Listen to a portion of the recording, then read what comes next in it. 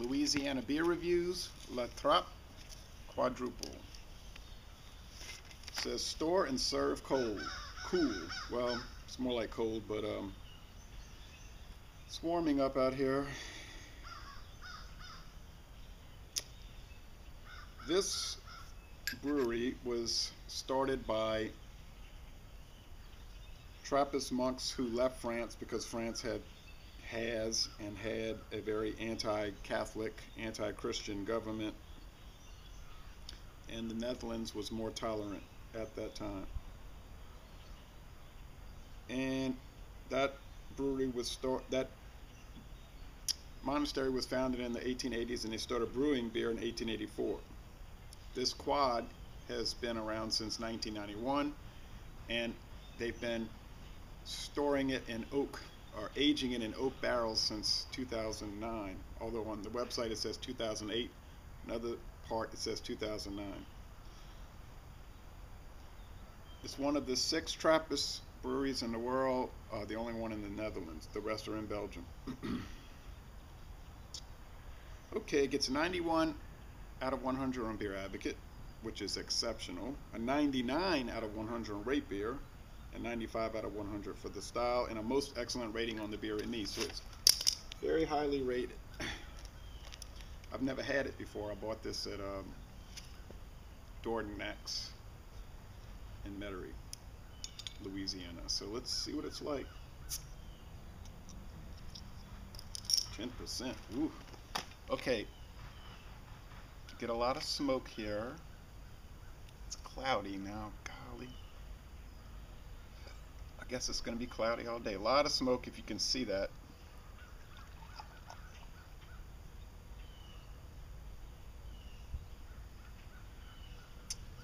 It's a wide brim glass, but we're still getting a very thick beige head and a mostly opaque, yet I see a lot of fine bubbles.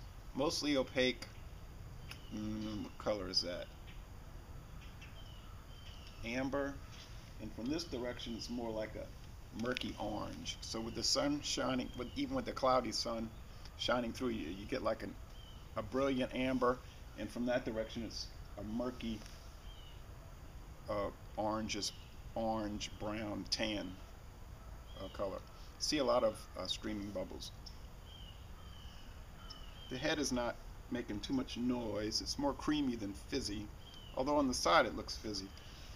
Let's smell it, because I could smell, as soon as I pop the cap, I could smell the bouquet. Okay, really fruity, like say figs and dates, and as I often say, fruitcake. Really nice smell. The taste is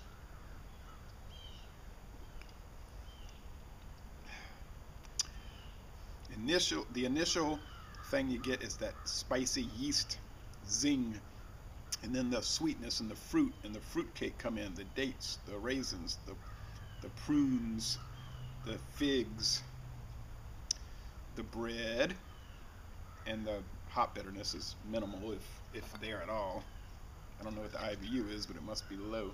I'm going to swish this very well, because I bet you there's a lot of sediment. There was a lot of sediment in that Saint-Geron. The Saint-Geron de Sébourg, and I didn't swish it well enough, and there would have been more coming out. But I gave this a very aggressive swish, and let's see what it does to the beer. Well,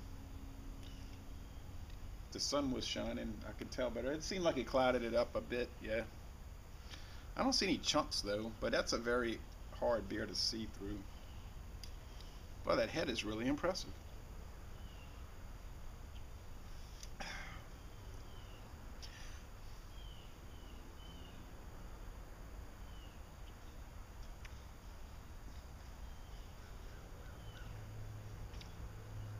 It's medium bodied and medium to thick, let's be honest. It's medium to thick, and the finish is a sort of wet, sort of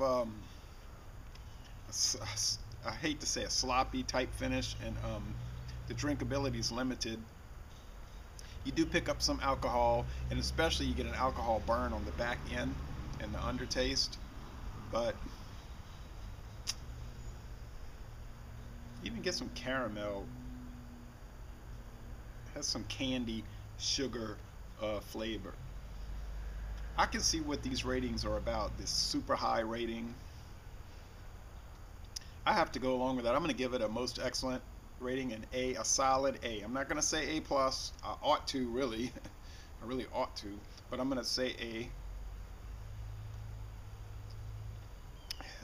It is exceptional, so what can I say except that I would highly, highly, highly, highly recommend that you buy it and try it. And I also recommend that you check out Swill and Grog, his wonderful world of beer. Um, the tasty liquor lovers of the world will enjoy that site. And Jez, beer reviews there in Australia, that Commonwealth, which I would like to visit. And I'm going to end this review by saying, y'all come on down to New Orleans.